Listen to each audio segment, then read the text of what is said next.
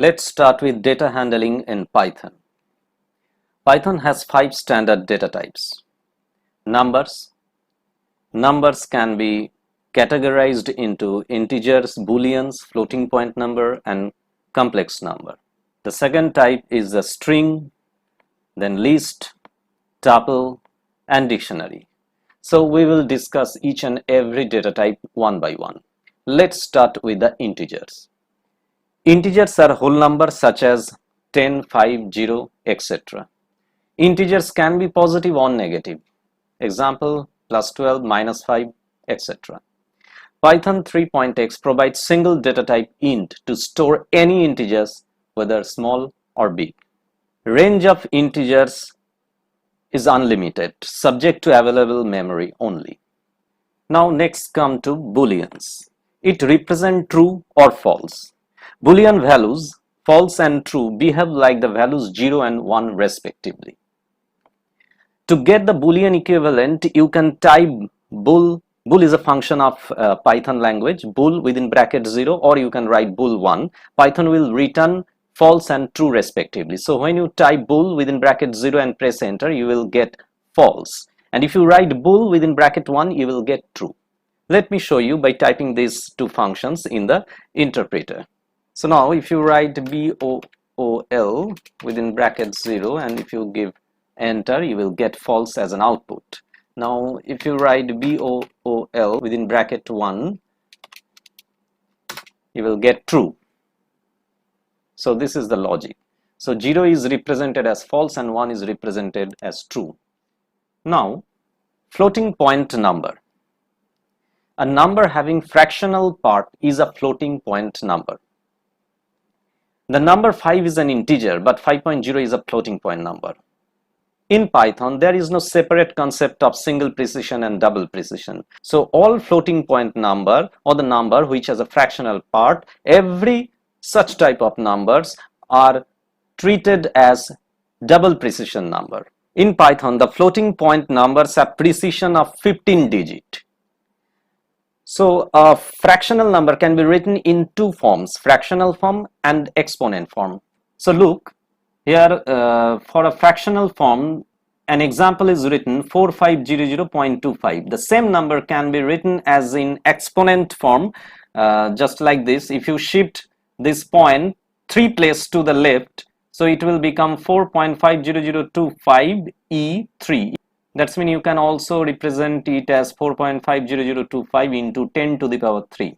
Now the next data type is the complex number. A complex number is made up of both real and imaginary component. I think that you all know about the complex number. If you don't know, then go through a mathematics books. You can understand there how the complex number are represented and evaluated. For the time being, think a complex number has a two part. One is real and another is imaginary component. So in the example over here, for example, z equal to 6 plus 5i.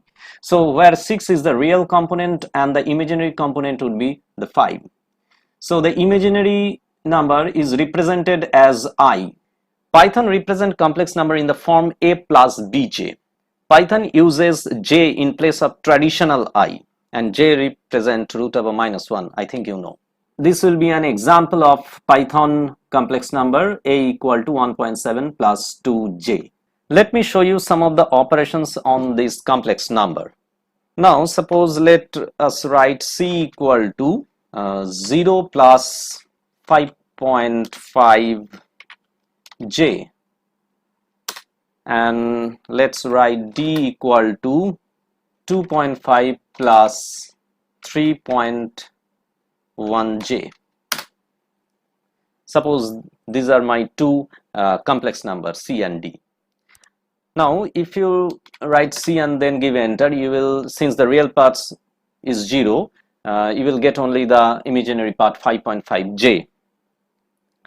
Now if you type d, here you will get the whole complex number because both the real and imaginary part contains non-zero number.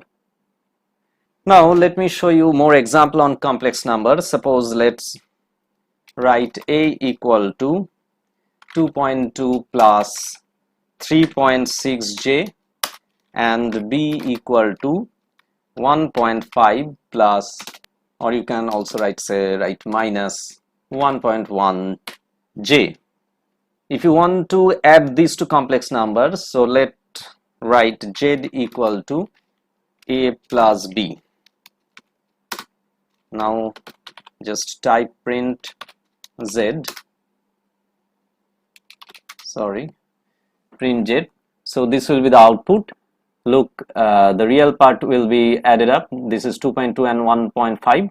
So if you add these two numbers, you will get 3.7. So this is the 3.7, and this is plus 3.6, and this is minus 1.1. So the imaginary part will be calculated as like this: 3.6 minus 1.1. It will give you 2.5. So this is 2.5. Now if you want to see the real part of z, so what you have to do, just write down z dot real and then give enter.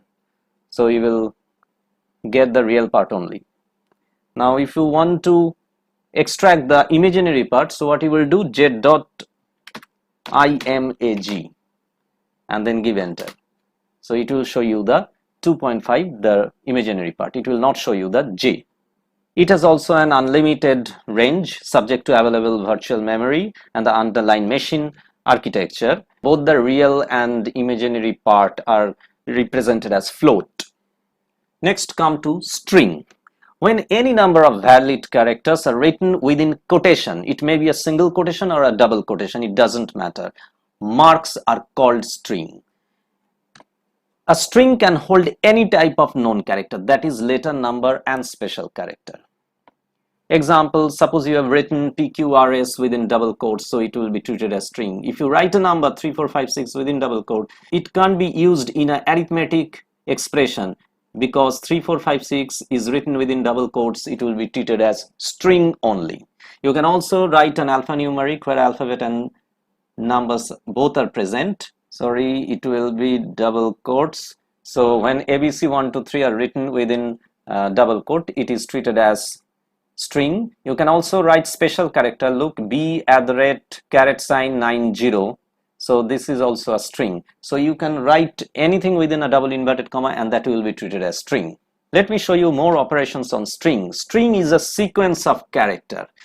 Here in this diagram, look, suppose word is a string which contains a word computer.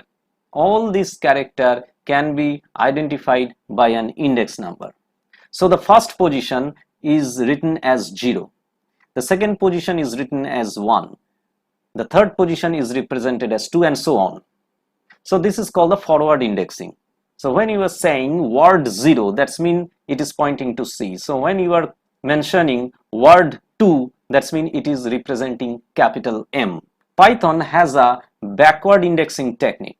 That means here R is the last character of the string. So you can represent this R as -1, the second last as -2, the third last as -3. So you can index each and every character from end to the beginning by writing a negative number index. In case of forward indexing, it starts from 0, 1, 2, 3 and so on. And in backward indexing, it starts from -1 and decrement the value as you have seen here. Now if you want to print word 0, then it will print C. If you write word 4 within third bracket, it will show you U, because the fourth index of word is U. You can also refer any character by using the backward indexing also. If you write word -1, that means you are pointing this R, the last character R. If you write word -6, that means you are pointing capital M.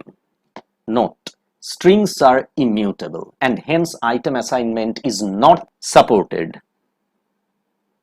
Let me show you some of the operations on string. Let's declare a variable word which contains the string computer. Now if you want to print word say 0, so it will give you C. If you write word, first write down print word say 7, so it will give you the last character R. Now you can also point the last character by writing the negative index or the backward index. Now write down print word within third bracket, write down -1. You will get the R also like this. Now why I am saying that string is immutable? You cannot replace a character by assigning other character by using this index. So let's look what I am saying. If you want to do this operation, say word within third bracket, write down 0. That's mean I want to place some other character in place of C. What will happen? Look, suppose you want to store, say, X, capital X in place of C. So if you press enter, it will show you an error. This is called type error. str object does not support item assignment. That's mean you cannot assign any other character in place of this existing character. So this is not supported in Python. That is why string is called immutable. Immutable means that this cannot be changed in place. So in the following example or in the later videos, we will see more example on this mutable and immutable types. Next, move to list. List is a compound data types. List can be changed or modified. That is mutable. That means you can change the element of a list. A list represents a list of comma separated value of any data type between square bracket. Suppose example, if you write 1, 2, 3, 6, 9 within the square bracket, so it is a list. So this is an integer type of list. So if you write x, y, z within a single quote, so it will be treated as a character type of list. List can be also created as a mixed types. Look, here it is written joy within a single quote. It is a string, 105 is an integer, and 89.5 is a float type. So a list may contain a mixed data type. We will discuss this list in more details in later videos. Let me show you a simple example of a list. Let's declare a list as a equal to, say, 1, 2, 3, 4, 5.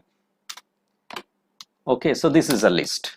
If you want to print the second position of the list, that's mean a of second position means list is also indexed as the first one is represented as 0 index, second one is represented as 1, third as 2. Just like the string, list is also indexed from 0 onward. So the second position means you have to write 1 within third bracket and then close. So you will get 2.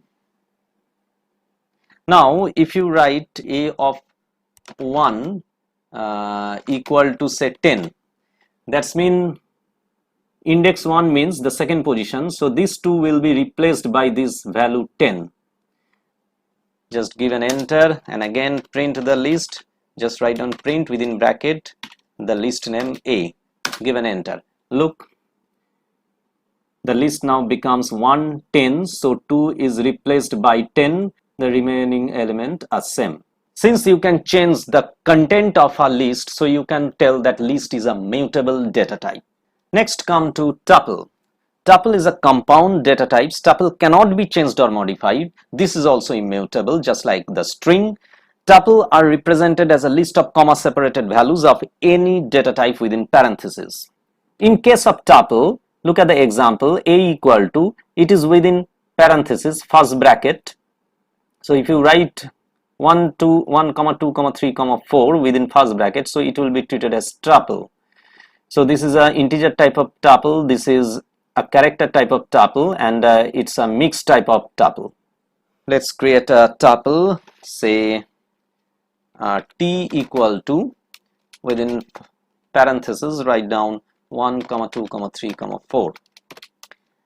And if you print this tuple, just write down t within bracket, so it will give you the output, the same tuple in the output. Now if you want to assign some value at the first position of the tuple, say t0, 0 represent the first position. If you write 10, if you want to replace the 1 with the 10, if you give enter, it will show you this error This is a type error. Tuple object does not support item assignment. So that is why it is immutable. Now come to the slide. Dictionary. It is an interesting feature of Python. It is an unordered set of comma separated key value pair within second bracket, open and close. Within a dictionary, no two keys can be the same. That is, there will be an unique keys. Look at the following example. Suppose vowel equal to, within single quote, it is written A colon 1. So this A is known as key and 1 is treated as values. So when you print vowel of A, it will give you 1. Next, E is the key, 2 is the value, I is the key, 3 is the value, O is the key, 4 is the value, U is the key, and 5 is the value. So key value pair are separated by a colon and each set again separated by a comma.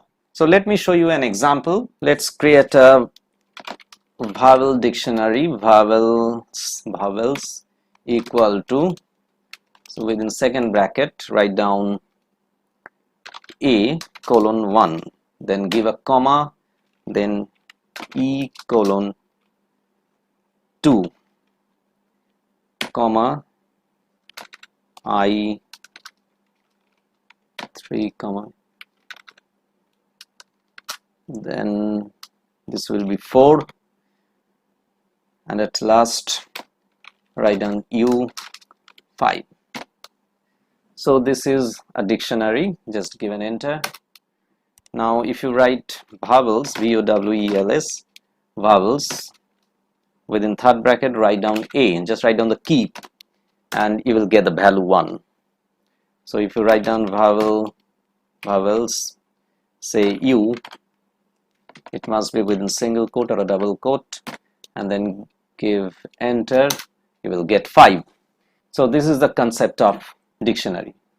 All these things will be discussed in more detail. Okay. Next, let me summarize the code data type.